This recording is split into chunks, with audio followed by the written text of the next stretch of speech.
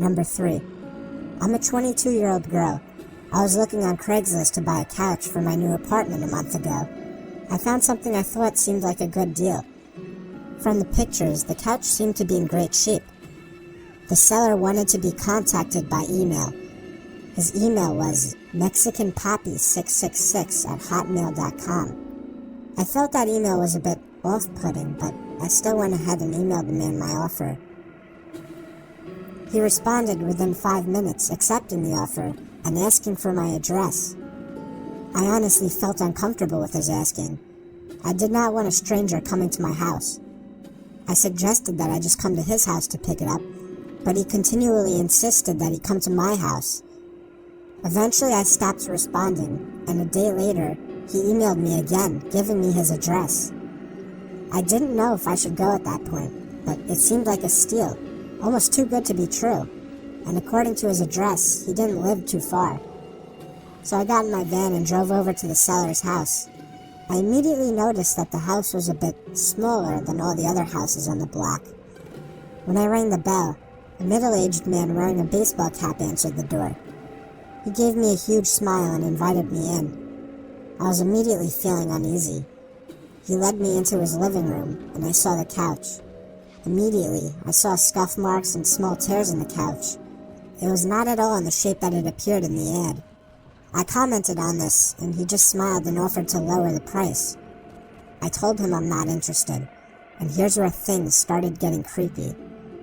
As I was making my way out of the house, he put his hand on my shoulder and offered to give it to me for free if I was willing to, quote-unquote, give something to him. I let out a disgusted gasp and got back into my car. I didn't even look up out the window. I just drove away from there quickly. But it doesn't end there. That same night, I was laying in my bed watching TV when I thought I heard somebody stomping up the steps of my porch. I muted the TV and was able to clearly hear the sound of somebody fiddling with my front doorknob. I jumped out of my bed and tiptoed over to the front door to look through the peephole, but whoever it was already gone. And then, I thought I could hear the sound of the gate to the backyard opening and closing. That was when I grabbed the phone and dialed 911. Soon after, I heard the sound of somebody fiddling with the doorknob to the back door of the apartment. I yelled to whoever it was that the police were on their way, and after that, I heard the sound of the gate opening and closing again. They were gone. This was a month ago, and nothing has happened since, but I still can't sleep at night. I'm 99% sure it was the man that was selling the couch. He must have followed me home. There was no way it was just a coincidence. I don't plan on using Craigslist anymore, and I'm still trying to find a new apartment. Number 2. I was looking for a car to buy for my son for his 18th birthday. I was searching all the typical car websites, cars.com, eBay Motors. They were all overpriced as expected. Craigslist was the only place to find an actual deal. About a week into my search, I found an '03 Toyota Camry. It had 67,000 miles, no accidents, no damage, in good condition for only $3,500. This seems like a steal for such a reliable car with such low mileage. The seller lived about 10 miles from me, which was a reasonable drive when looking for a car. I gave him a call to set up a time to come check it out. The man sounded normal on the phone. He assured me that there were absolutely no problems with the car. He introduced himself as Bob. I brought along $3,500 in cash, even though I planned on wriggling down the price as much as possible. I pulled up the dirt road to Bob's property about 15 minutes early. It was a tiny little house with a decent-sized property, only because it was a bit far from the nearest neighbors.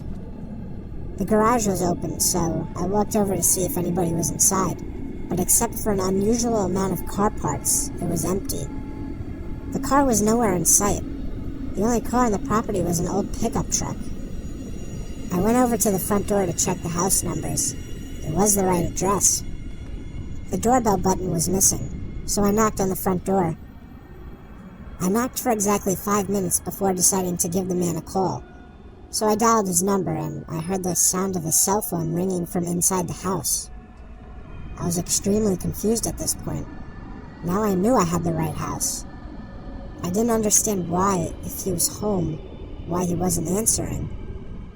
I decided I had to take a peek through one of the windows to see if anybody was inside.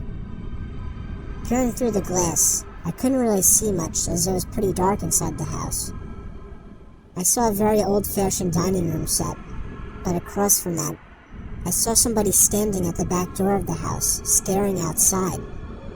I figured that must have been Bob, so I knocked on the window, but he didn't even move. There was no gate or anything to the backyard. It was just a wide open yard, since this wasn't a rural area. I simply walked around the house to the backyard. I didn't understand how he couldn't hear me. When I got to the back door, I made a shocking realization. The figure standing by the door was a taxidermied human being. I ran straight back the way I came and back to my car. I looked up one last time before driving off. The blinds to the window I had peeked into had been shut, but I could see two of the blinds bent open. Somebody was at that window watching me. You can probably guess I had the gas pedal to the floor the whole way home. The whole situation still makes no sense. All the car parts, the fact that there was no Toyota Camry, the taxidermied human being. The fact that there was no car there leads me to believe that whoever that man wasn't planning on selling me anything. And that also leads to the disturbing thought that I was very close to becoming a lifeless statue staring out that man's back door. Number 1. I was looking to buy the iPhone 5 about a year ago. I found a guy on Craigslist who was selling his for $200. He claimed it was in mint condition and that he wanted to upgrade to the 5C. I didn't know much about how to go about testing a phone to make sure everything works, so I brought my little brother along who knew a lot more than I did. We met halfway at a Dunkin' Donuts parking lot at like 10 o'clock at night. Two large, intimidating guys stepped out of a black Honda Civic and walked over to us. One of the guys pulled out the phone and showed it to me. It didn't have a scratch on it. My brother took out my SIM card and popped it into this new phone. He did some testing and told me that it works. The guy then asked for $250, even though he originally asked for $200. I lied and told him I only brought $200, and he seemed a bit unhappy with this. I did have $250, but I didn't want to spend more than his original asking price. I kind of figured it was his way of making sure I didn't haggle down the price. I handed the guy the $200, and he and his buddy got back in their car. We got back into my car, and I tested out the new phone by calling my girlfriend. I sat testing things around for about 5 minutes. My brother commented on the fact that the two guys hadn't left yet either, but I didn't really care. I started the car and pulled out of the parking lot. My brother then commented that the two guys started their car just as I had. I didn't find it too weird. I drove down the turnpike and eventually stopped at a red light. That's when I noticed the black Honda Civic pull up right behind us in my rearview mirror. I found that a bit weird since I was sure they came from the opposite direction. I continued my drive home, but every single turn we made, they followed, and close on my tail too. My brother suggested I pull over, but there was no way I was going to do that.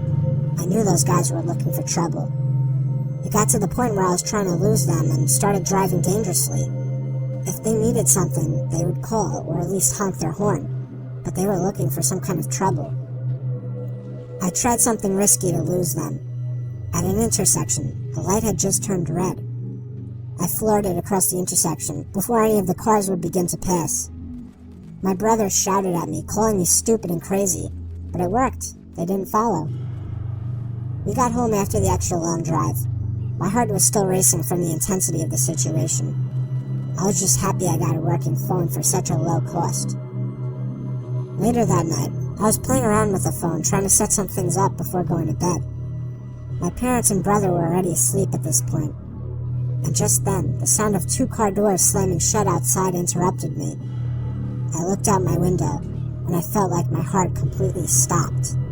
The black Honda Civic was parked across the street. I could only assume the 2 guys were already halfway to our front door. I immediately woke up my dad and explained everything as quickly as possible. He got up, grabbed a baseball bat, and crouched behind the front door. A loud knock came at the front door. My dad screamed at them to go away. One of the guys on the other side of the door claimed to have a gun. and said that he would shoot the lock off of the door if he didn't open up. My dad told me to call Joe, our friend who lives 2 doors down who happens to be a police officer. I called Joe and he said he would be right over and to stay hidden. Here's the part that still scares me to this day. There was the sound of a silenced shot of a pistol. I peeked over and saw a bullet hole in the door, inches away from my dad's head. My dad ran away from the door and we all listened. We heard Joe outside yelling at them to drop their weapons. My dad went outside to help when they lowered their guns. Joe arrested the 2 assholes. I have to say, this was the scariest day of my life, but it was also the best I had ever felt in my entire life.